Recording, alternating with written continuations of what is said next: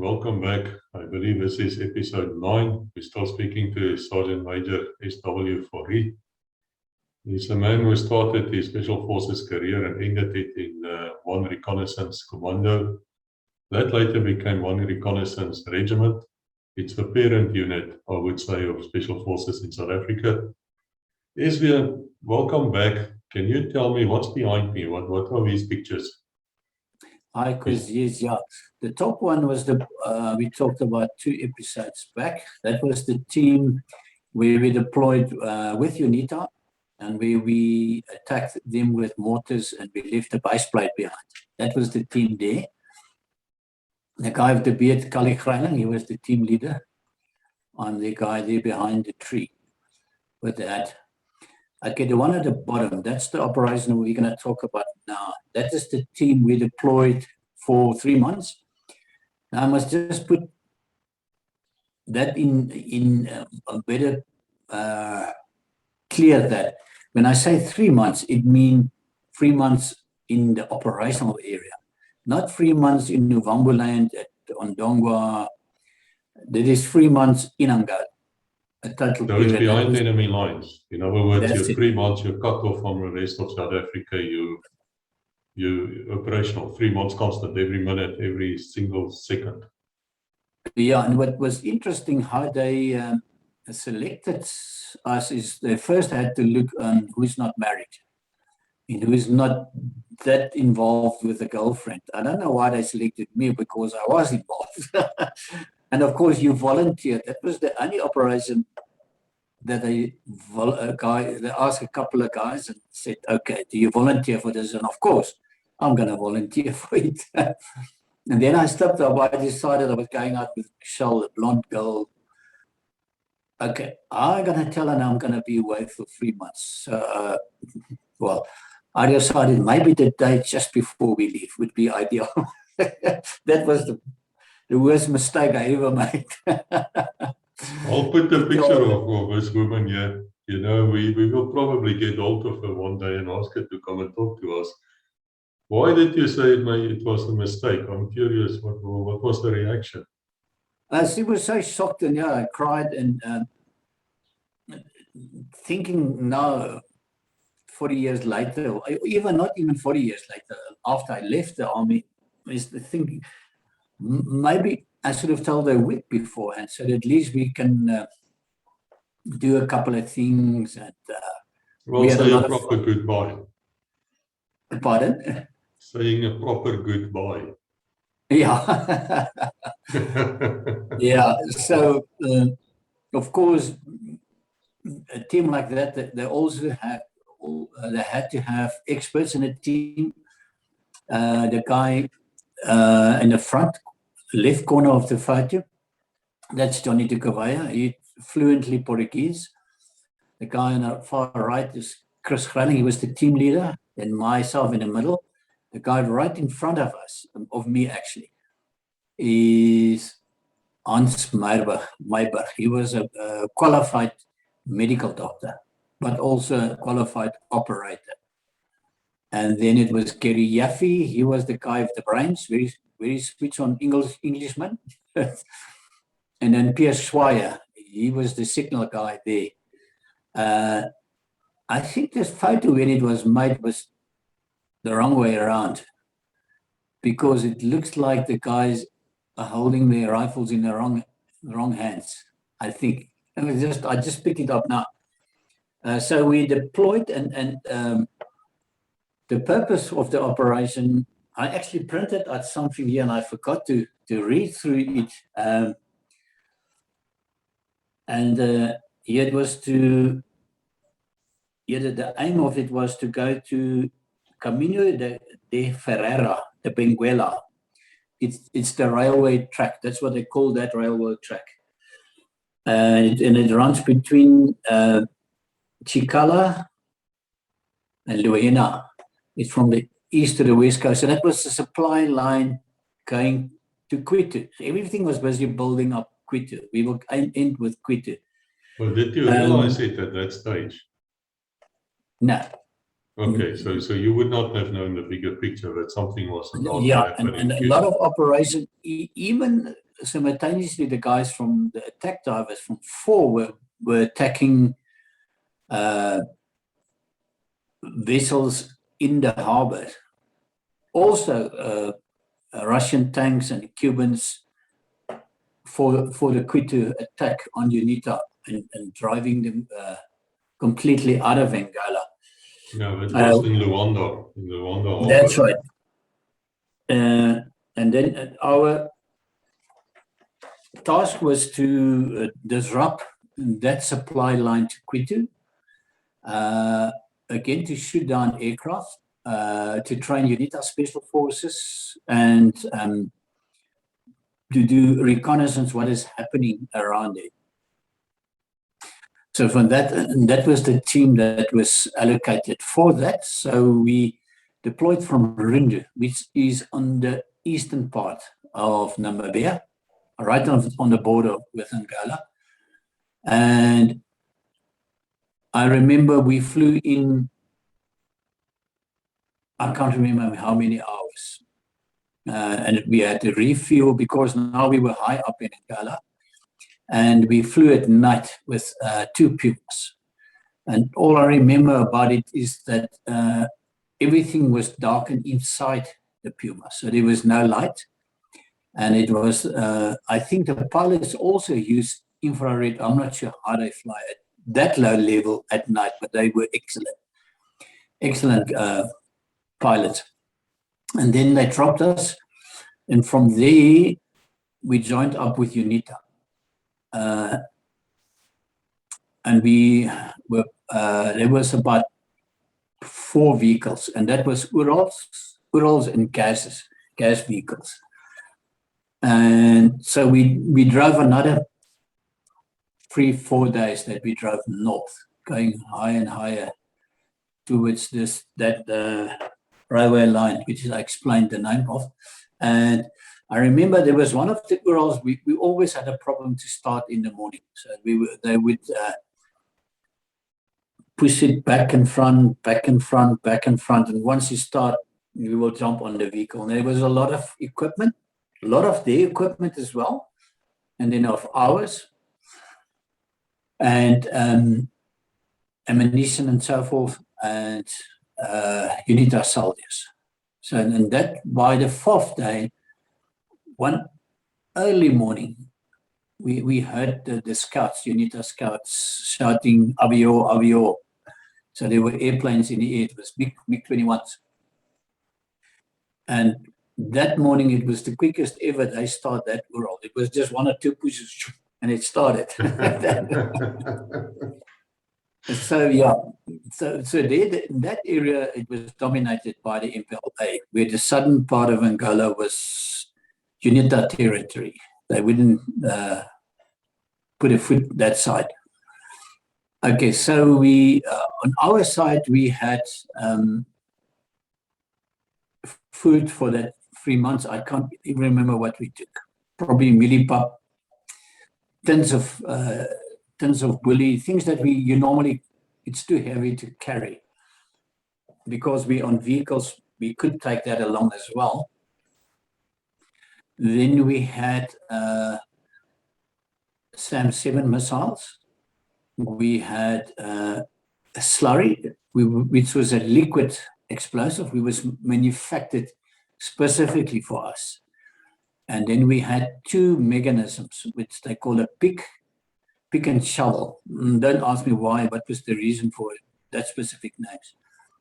And I think in that demolition video, I explained how the pick and shovel mechanisms work, is that you can't sweep them with mine detective equipment, you can't prod to detect the mine, you can't open them because they got light sensitive mechanisms in. They had mercury switches.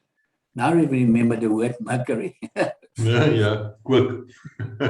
Yeah, which is a cross like that. And if you put the mine skew or the mechanism skew, because the explosive were liquid, it would register the position. And even if it was lying at an angle, it's not going to detonate. But if it gets tilted or moved, it will detonate. So that was the kind of equipment we had with us. And we also then started training of the Special Forces, UNITA Special Forces. We trained them on this specific equipment. We also trained them on the SAM-7 missiles. And then just basic tactics on how to deploy in smaller teams. So that was a good part of our deployment there. And we only walked at night. And we calculated the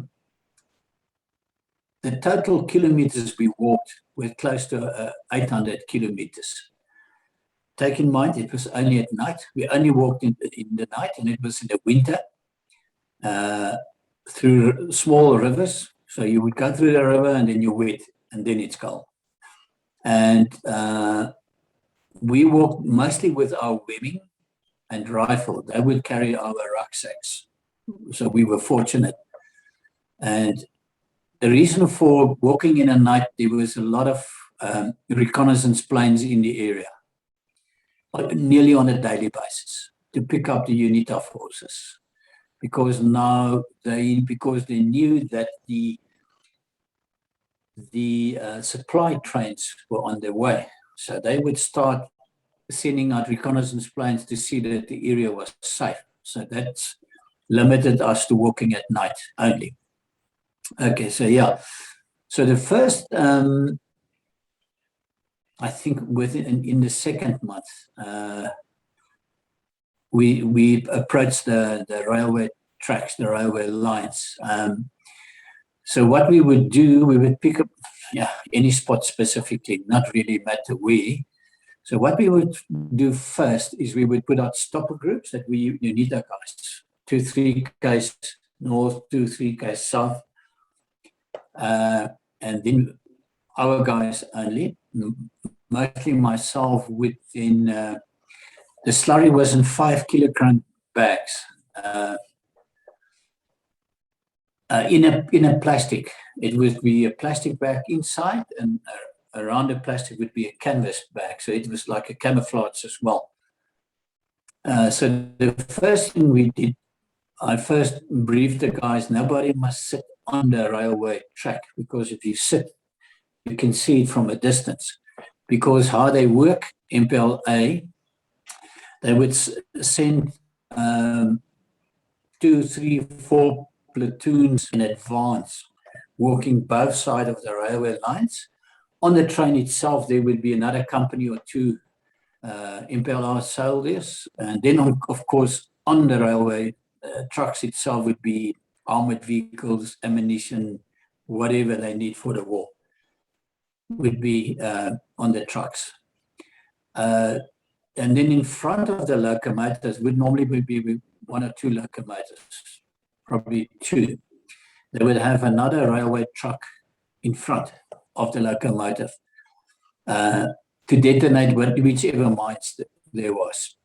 Now, what Dr. Vernon Joint did, and it could either be the pick or shovel mechanism, he built in something that enhanced the magnetic field of the engine of the locomotive. So it will enhance that, and it will put off the detonator with a booster and then the slurry. So that trick of theirs didn't work. So what we also did is that we could also fire it electronically.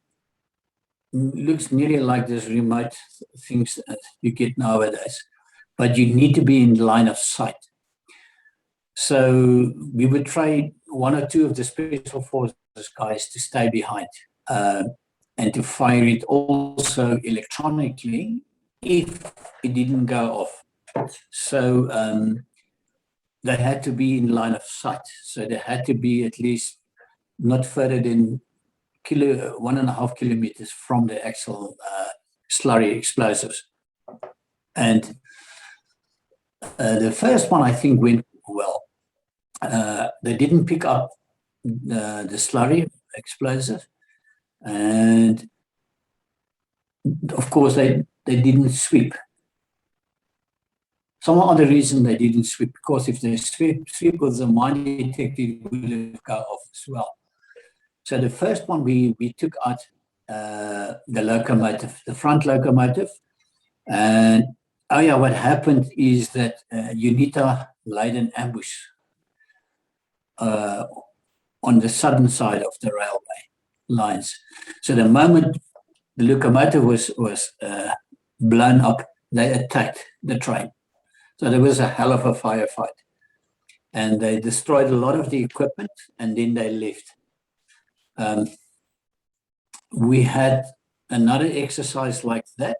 In that one, the UNITA Special Forces guy had to initiate it electronically. So what we did is that we would walk in direct line on a compass bearing, and then every 200 meters or so, we would put a small bronze stick and mark it so that he could see it, so that he had a line towards the railway line, so that he know exactly where the landmine of the mine was. And the second one was detonated line of sight. We did it electronically. Yeah, so we, I think we only blew the two trains. Of course, now if you talk about a train, it's massive loads of equipment, landmines, ammunition, tanks, whatever you can load up there. So we delayed, so we disrupt that supply line massively. If I may ask quickly, I know we dealt with this in the demolition episode, which I believe is 5. But how would you actually deploy these slurry explosives of yours? Would you arrive there at the railway line at night? Yeah, no, we did it actually in daytime. But we had early warning groups, stopper groups, way up on the railway lines, at least 2-3 Ks, in radio contact with them. So we would do it in daytime so that we can make sure. So we would first take the small rocks that you get in between railway lines. We will take them and put them next to the railway line with the same, sometimes there's oil on top of them and dust. You can't turn them around. You turn them around, they will immediately pick it up. So your top layer would be the first layers of stone. And then you would take out, and it's normally very, very hard. So it's a hell of a work to make a hole. And then we would pour the slurry into that hole. And they will harden, I think, takes about an hour for it to harden. And then we would put the mechanisms into the slurry when it was still liquid form. It was more like you mix cement. It's not liquid like you're pouring out of a water bottle. It's like cement that you've mixed. So we would put that into the slurry explosive, but not too deep, just covering it. And then we would put a little bit of sand, and then of course that first layer of rocks we would put back on top of the slurry. So yeah, and interesting that even within 1.5 up to 2 Ks, you could still detonate it line of sight electronically. And it causes one hell of an explosion, I suppose. Yeah, we were actually, one we could hear, I think we were about 20 Ks, 25 Ks from there, and we heard it going off. Yeah, and it was a very effective kind of explosive, unique to South Africa and unique to Special Forces. It wasn't anywhere, you couldn't get it commercially or military version of it.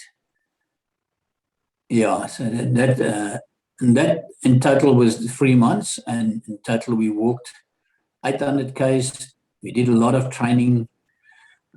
We left some of that mechanisms behind and more of the slurry after we trained them how to use it. And of course, they deployed with us when we actually did it, so they could see how we do it and to copycat exactly what we did. And they were quite quick learners. Yeah, no, they were the brilliant ones out of UNITA soldiers, and that was basically, that basically complete that operation. SV, I must tell you, these slurry explosives of yours, I've heard about it. I thought it was a rumor. I thought it was just one of those stories. I'm not aware of slurry explosives anywhere else in the world. Perhaps I'm wrong, but definitely not in those years. Yes. How many liters, how many of this stuff did you actually take with you on that mission? Yeah, it was in total 300 liters, which means 300 kilogram. How many pounds is there in a kilogram? 2.2. So this is 600, and it's a lot. I will work it out. I'll put it here. Yeah, close to 700 pounds of explosive in 5 kilogram bags. And you can just think the logistics behind this is massive. We didn't go into that because it's not the purpose of this video, but there is a lot of training with this as well. We were fortunate that we had the whaling station right at the bottom of one recce, where we did a lot of our urban training, and we had old railway tracks there. So we rehearsed this exercise. We were fortunate on our doorstep. We had a perfect terrain to rehearse exactly how to use the slurry. Of course, we didn't detonate it, but we go as far as putting the mechanism in there, and then. But did one of the scientists arrive with us? Because, I mean, these are unique explosives. You've never seen it in your life. So would one of the scientists arrive to explain to you? There was two guys from EMLC. EMLC is abbreviation for electronic, mechanical, agricultural, landbouw Afrikaans, and chemical. Yeah. So it sounds like a civilian company, but it wasn't. Not at all. No, it was obviously a front for something else. Yeah, all these. Because Dr. Vernon Joint is a very, very famous man. He's he was brilliant. Brilliant scientist, chemist, chemical chemist, something like that. Okay, so you had this whole bunch of things, and then you would practice there. I just want to say to people here, in case you don't know it, it's not that easy to derail a train. It's quite easy to, I suppose, if you blow it up in that sense, but you really need to know how to remove a railway tracks to get a train to derail. It's not just a little gap of 1 meter or 2 meters on one side. It will just bounce over it. It will just carry on. It's a special technique to get a train to leave a tracks because it's so heavy and it's going fast. It's got a lot of wheels. Okay, what else can you tell us about the slurry? Yeah, it's like a grey color, and then it was in 5 kilogram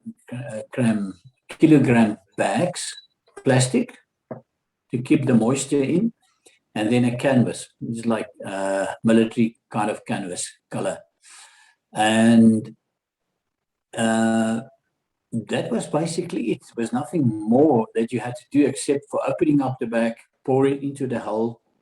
Of course, it will settle. I think an hour. That's what I was about to ask you. Is surely you would have put these stones with the ones with the oils, which I think is called. I think you said it's called ballas or something. Ballas, yeah. That's quite funny in Afrikaans. If you understand Afrikaans, you'll know why I'm grinning here. Let me say a woman doesn't have it. My wife always said to me that the Afrikaans language is the most descriptive language she's ever heard of in her life for that part of the body. It seems there's a little, we have names for. Just go to any restaurant in South Africa when it's open again and not being looted. You'll see the signs on the doors, Totti Maniki and all sorts of things there. It's quite funny. But did you put those stones back on top of your charts before you left, so that the train people couldn't see that something is there? Yes. Then you had to make sure if you walk on the sleepers. Everybody, I think, know what sleepers is, supporting the railway lines. It was. I needed 2 or 3 guys that's involved with actually planting the slurry mechanism that would go forward, because if you walk on the sleepers, there's a track. If you walk too many on the ballast rocks on the side of the railway line, they will pick it up because they walk in front in engineered teams. And previously, UNITA tried to booby trap it, but they will always pick it up. So what they will do, the engineers will render safe whatever UNITA have planted, TM46 landmines, the Russian TNT. And while they were protected by the Imperial soldiers, the engineered team will render safe that explosive, and the train will just carry on. So they could never succeed in stopping the train. So yeah, so here we arrived with the right equipment and the right training, and we did it for them, and we left them enough of the slurry to do it themselves afterwards, and of some of the mechanisms. Yeah, that's interesting. And it wasn't that it formed a shape chart or anything. I mean, it was just an explosive, but it was enough to... Yeah, and I was thinking of how many liters we would pour in, and it would be definitely not less than 20, because a normal landmine is what, 5 kilograms. So to take out a locomotive, we were looking at, I think, about 20 liters at least, 25 liters, which is about 4 mines, 4 or 5 landmines on top of each other. So yeah, that's a substantial explosion. I mean, I wouldn't want to be close to it. Yeah, and then of course, the railway, the first railway truck will go over it. Then there's no pressure mechanism into the slurry belt. So even if there's weight pushing down on the sleepers and so forth, it would not detonate the mine. It is only that magnetic field of the locomotive that will detonate it. Yeah, and then, it's of course, interesting because the Germans tried this in the Second World War. They had like a torpedo. Actually, all the navies did. Even today, you shoot it right on the neither keel of a ship. It picks up that magnetic field, and then it explodes on the neither ship. Doesn't even touch it. Yeah. And it's extremely effective. It will break that ship into two. But certainly for them, the Brits, when found out if they degouged, I hope I say this word correctly, they sent a current right through it. They had like huge electrical wires right around the ship in dockyard. And then they would do something. They would charge it with electricity, and they would change the magnetic field of that ship or something like that. I'm not a scientist. But they called it degouging. I'm wondering if you can degouge a locomotive, if that would defeat this pick and shovel with the detonating devices. Probably not. I think Dr. Joint would have known about that. I've heard the rumors of slurry, and I've heard about pick and shovel, that somehow it would not have worked. Degouging would not have worked. I know that because some Israeli, I've heard some Israeli people got hold of a technique. I'm not sure if they used it, but I wish them well anyway. Yeah, and just to give some clarity, these logistic, let's call them logistic trains, would come at least 400 or 500 kilometers. So it's a lot of planning and exercise from MPLA's side as well. Now here we come and we blow up the locomotives, then they're stuck. Can't think the distance away still from Quito must have been another 300, 400 k's. And then they have to get other locomotives. So the whole, and then of course UNITA will keep on attacking the train. And remember, these soldiers there from MPLA side is isolated. It's only the company or 2 companies there, so UNITA will come attack them, withdraw, attack them, withdraw, attack them, and eventually take the train over. Well, there are people who say, I've spoken to analysts, and foreigners who's listening here would probably not know this, but take my word. is that the South African effort there in Angola has seriously hurt the Soviet Union in terms of money and in terms of equipment. Now, you can go on the internet and you will see what was captured and brought back into Namibia. And it is thousands and thousands of tons of weapons. We even captured weapons on the top secret list. I'm sure you know about that one. The SAM-9. Yeah, Yeah, it was, but it wasn't just a missile, but they captured the entire... The whole system was captured, yeah. Yeah, with its vehicles and manuals and everything, and I'm sure that they then traded it for something. Because whatever the South Africans captured, they gave to the Americans and NATO as well. Perhaps with a price, why not? Israelis do that too.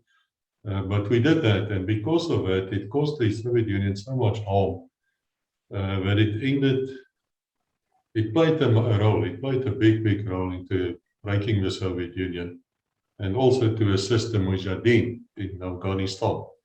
Because a lot of the equipment which would have gone there had to go to Angola, and we kept on destroying it. People like yourself kept on destroying it as it came in.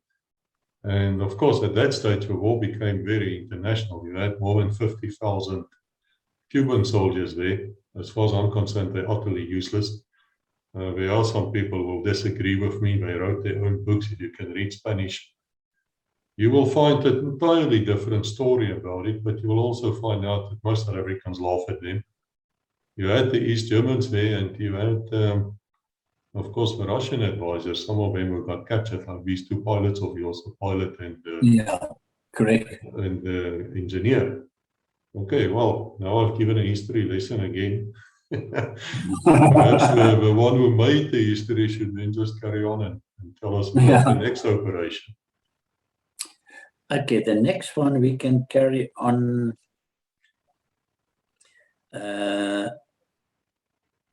Maybe we must do the motorcycle operation. Oh yeah, no, that is interesting because that's the only time you've ever used motorcycles on a standing special forces. We see it a lot today. I mean, the Brits and everybody else started using it as well.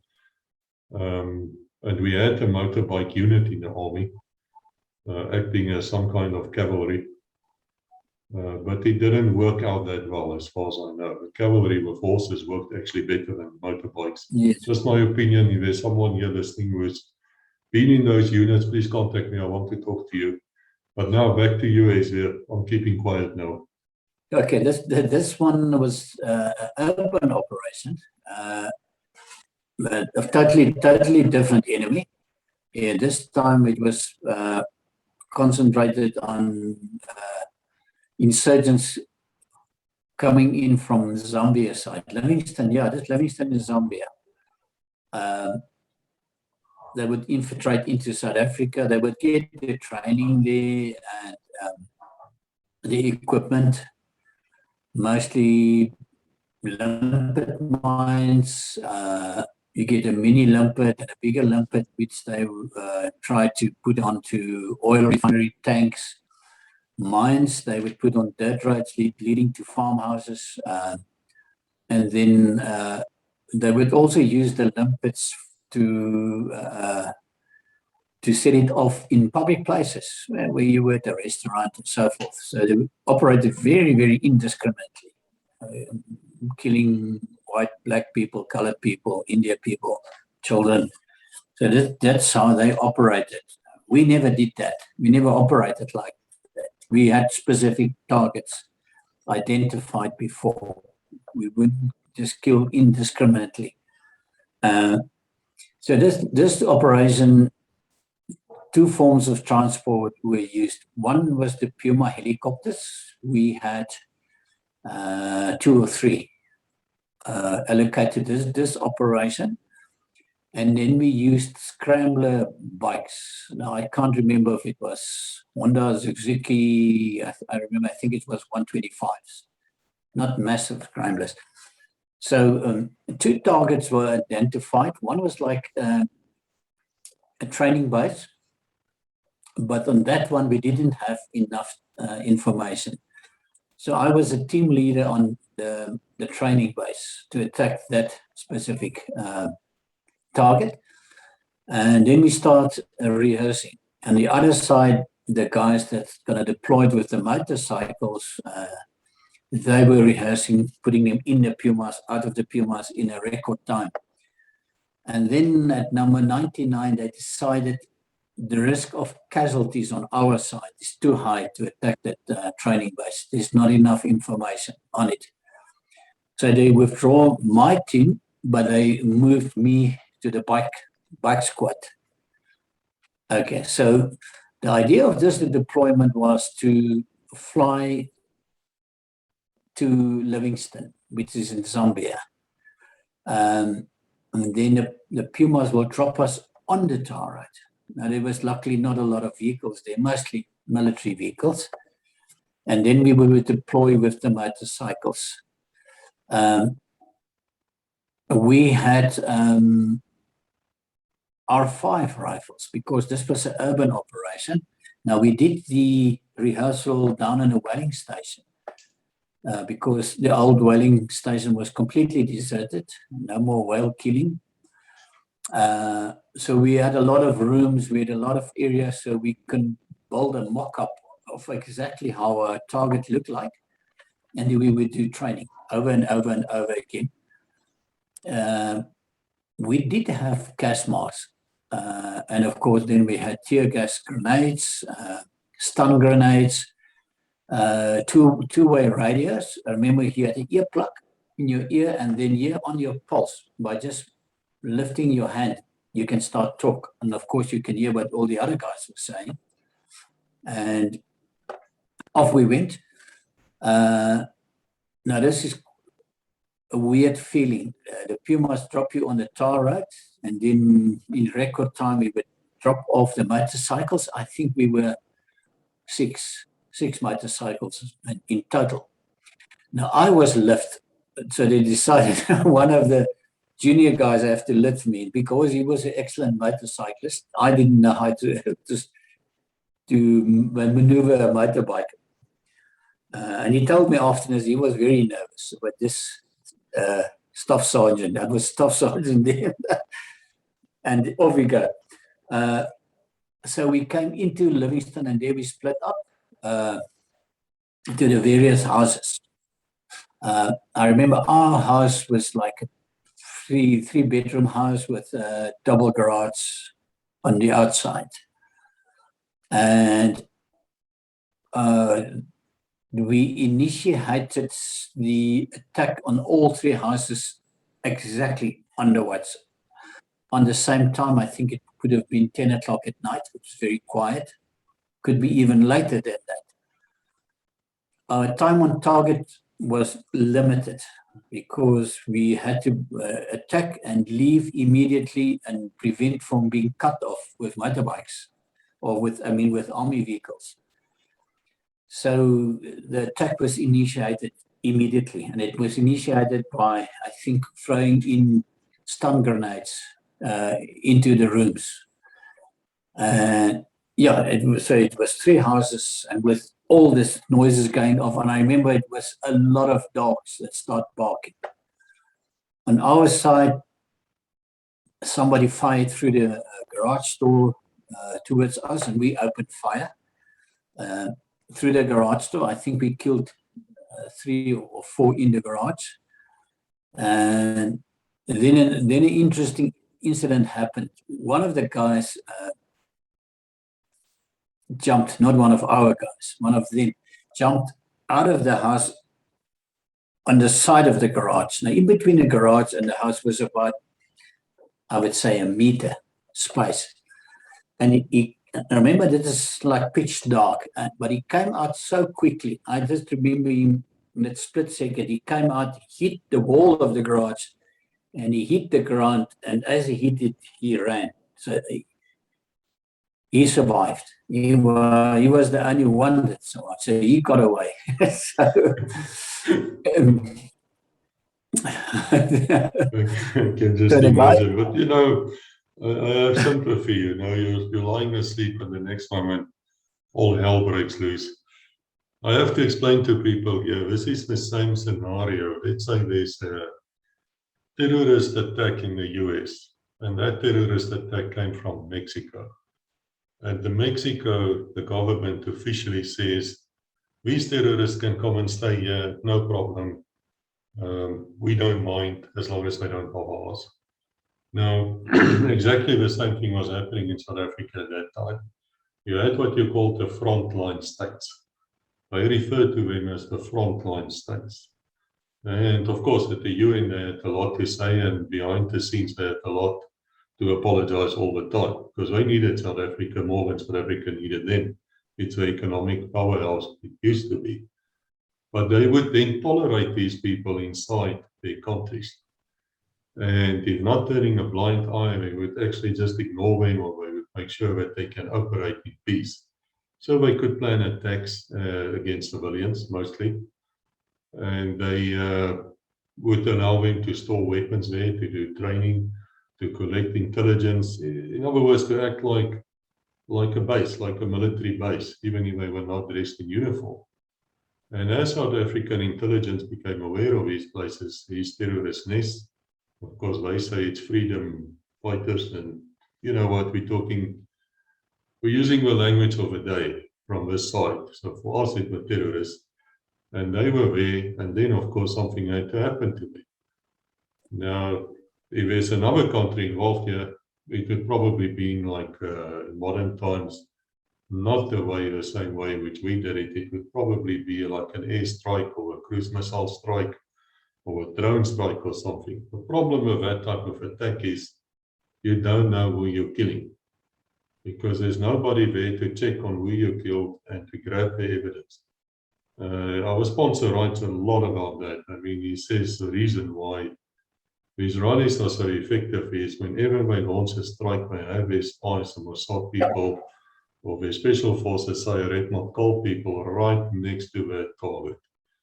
And the moment that bomb stopped exploding, they there. You see those crowds there? Probably one or two of them doesn't belong there. I'm not going to say more than that. So it doesn't help you if you just shoot a rocket or a missile or something into a house. That's how you kill innocents. That's what happened. Okay, so you people were now right around this house. This guy comes out. I just want to say this again, by any standard of law, international military law, South Africa had the right to do a preemptive strike on this type of thing. It's not a war crime. And I say this as a highly experienced legal man. If you want to argue with me, come. I'll gladly argue with you online here. Isvia, back to you. Great. So in the meanwhile, the guys in the house would do room clearing. They would go from room to room and clear whatever needs to be clear there. And I would love to remember, but I think we must have been on target 5 minutes, 10 minutes, definitely not longer than that. Anything longer than that, we would have been in trouble. And then we evacuated all exactly on time again. So we had, although 3 teams, one team leader, and he would say, okay, evacuate. And then we would stop what we were busy doing, back on the motorcycles, and then we would speed off onto the tar road out of Livingston. And in the meanwhile, comms will be made with the helicopters, and there was already a predetermined RV, and then we would always arrive before them to make sure it's clear, it's safe. And the moment the first chopper hit the ground, I think that they hit the tar all simultaneously. So that there was not one coming in, leave, one coming, then another one. They were all then on the tar road, and we would motorbikes in, we in, and we left back to Rindu, I think, yeah. And we went back to Rindu from there, and then But back I must to. say, of course, that a helicopter is a very, very noisy thing. Of course. There's no way in the world that thing can land anywhere without attracting attention. A stealth helicopter does not exist. Yeah. So I can understand that these pilots land and then you say, let's just get in and get out. Yes, and then long afterwards, after the independence of South Africa, change of government, is that was one thing that always puzzled them, is it was that operation. How did we get in and out? And yeah, of course, then we informed them how we got in and out. Well, it's unique. It's really unique. Yeah. That is out of the box thinking, which impresses me. You're not aware of any other motorbike raid done by special forces as a method of insertion? No. In the bush, I know in Zimbabwe they had motorbikes, but on our side, definitely not. What we wear is not flak jackets. It was a Kevlar jacket. It stops shrapnel. It's not going to stop a direct bullet. It was 15 or 10 or 20 layers of Kevlar. And that's what we wear, a helmet, goggles, two-way radios. Of course, you again blood group on a bomb dressing. And that was basically our equipment. And then we used R5. R5 the Galil, the Israeli weapons.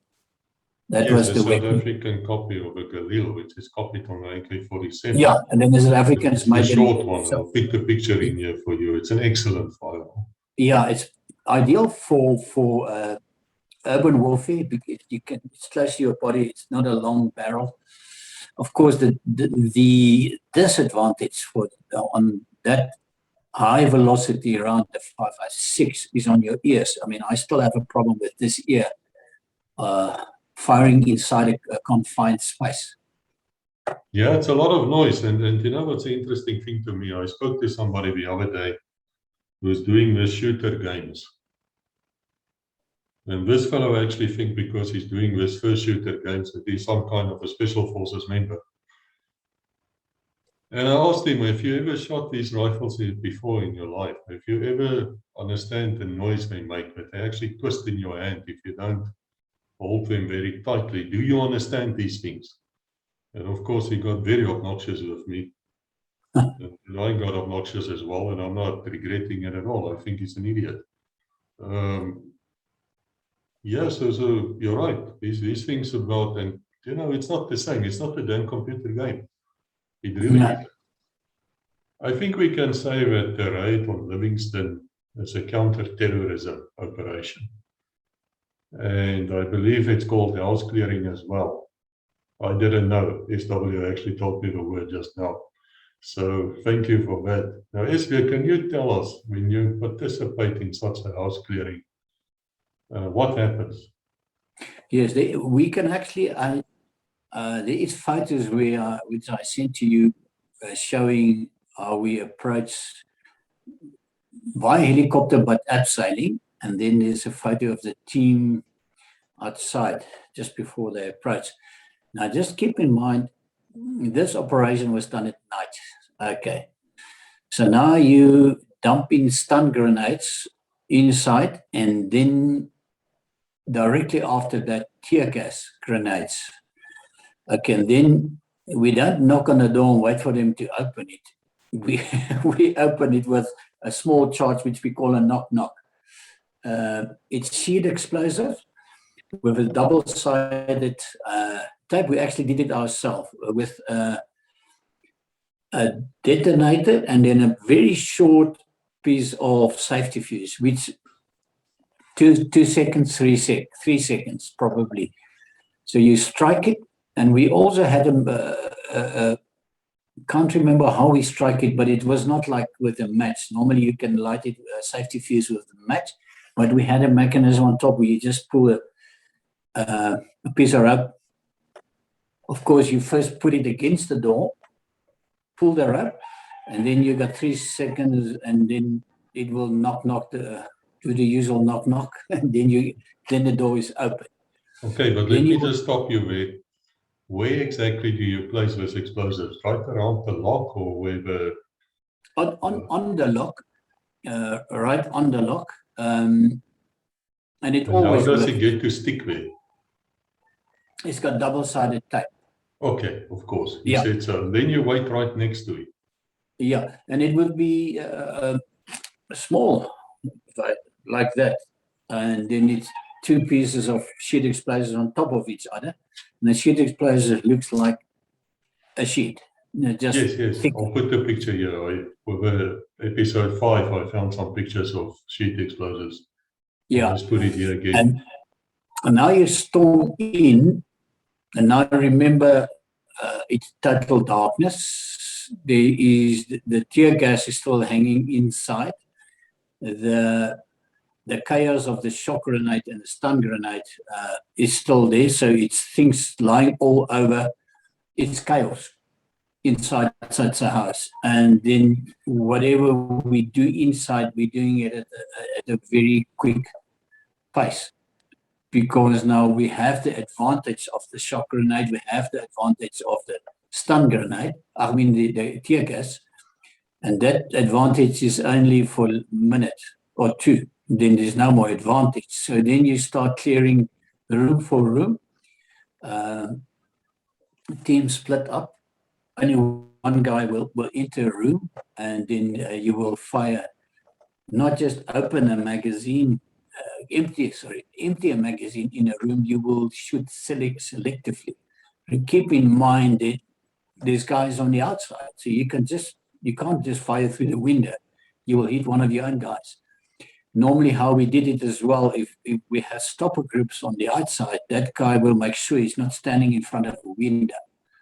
You can either hit by friendly fire or by them firing through the window. And then whatever move inside, you will eliminate, and you go from room to room to room with the stopper groups outside. So if anybody jumps through the window, like happened with us there, they get eliminated as well. Yeah, so that in total, one other reason that night there were 3 or 4 guys sleeping in the garage. No idea why. Maybe they were tipped off, I doubt it. But yeah, so we did find them there and we did eliminate them as well. So that is basically how it looks like. And remember now, you adrenaline pumping, you sweating, you got a mask on, tear gas. And you got your goggles on? No, it's just a mask. No, yes, it's the tear gas mask, and then you have your goggles on top of that, and that can easily fog up. That's the right word. Sounds well. Well, it depends on how you say it. I mean, you know what I mean. It can steam up, let us say, rather than fog up. Yeah, well, it's chaos. It's organized chaos because it happens extremely quickly. I suppose you had some kind of a light on your rifle as well. You don't switch the headlights on. Yes. Of the house, you know. Streamline, the same one we've used in what was that raid? That where we lightened the bush.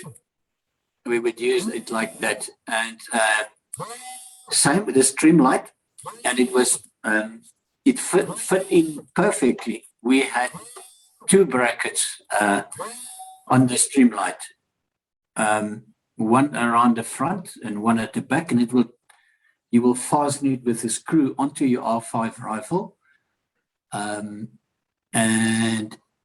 the actual lens in front of the torch would be just behind the muzzle, because there's a lot of velocity when you fire a bullet.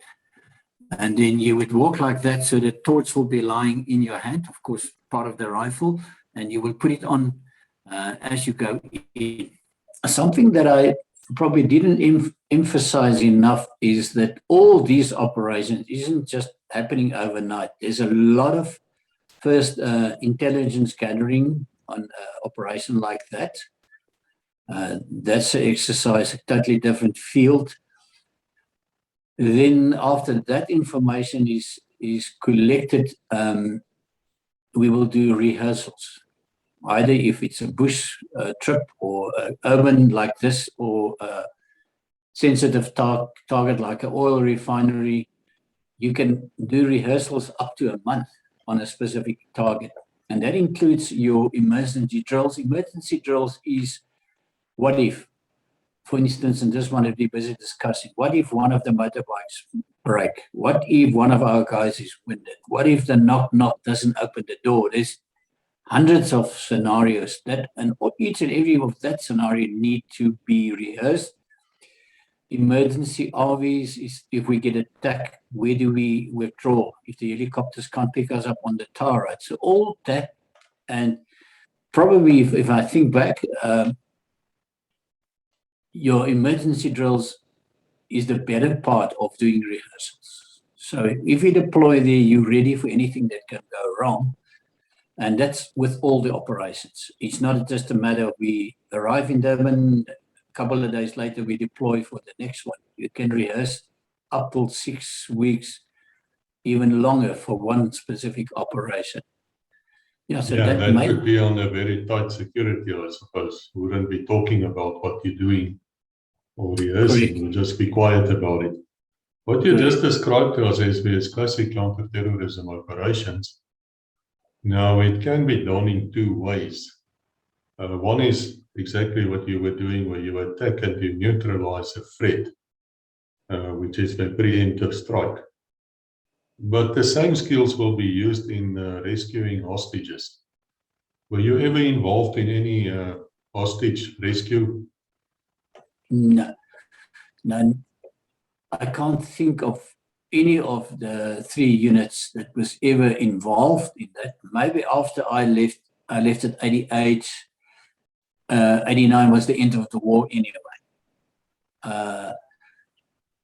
And every rescuing hostages was internal. We never operated in South Africa. And we didn't operate in Namibia either. The police special task force, the police special forces would do the hostage rescue. Yes. But you did tell me that you did work with the railway police special task force, and you rated them quite highly. Yeah, they were very alert, very fit. They came and they did our urban course with us. So yeah, we were nice guys. I liked them.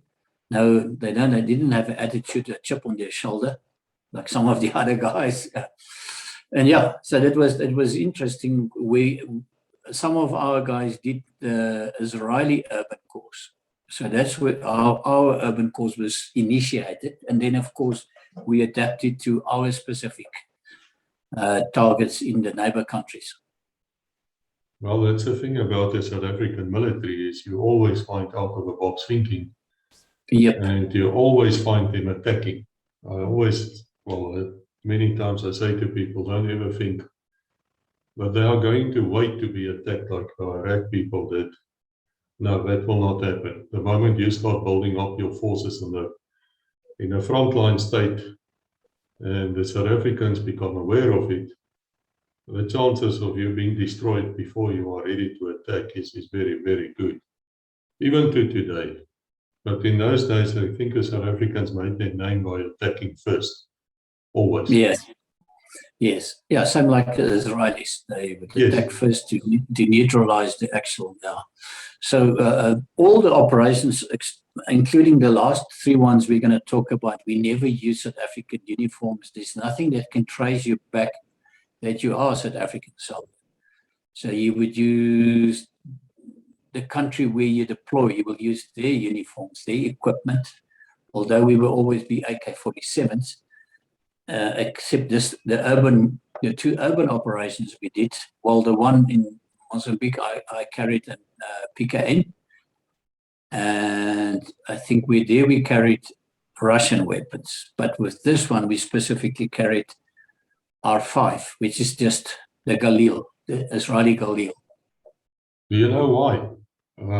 Why were you in this operation actually using South African rifles? It's sort of against the doctrines. Yeah, at that stage, I think that our first operation in Mozambique, everything was Russian. The vehicles that we traveled, remember when we got lost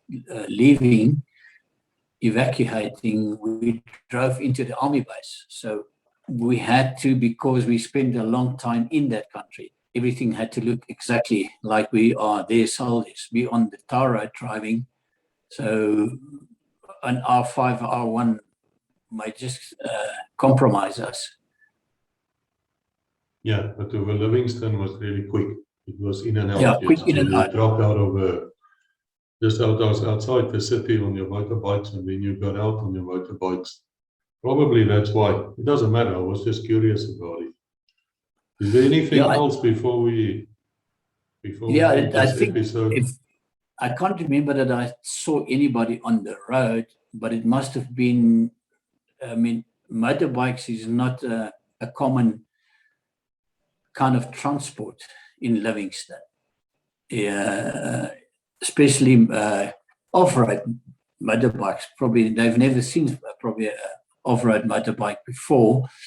So we're speeding there on the road, all geared up with weapons. That must have been a sight. No, I can imagine that. I mean, but of course, I don't think we would have expected the South African attack either. So, and you see these shapes coming past you. The R5 doesn't look that different from a AK-47.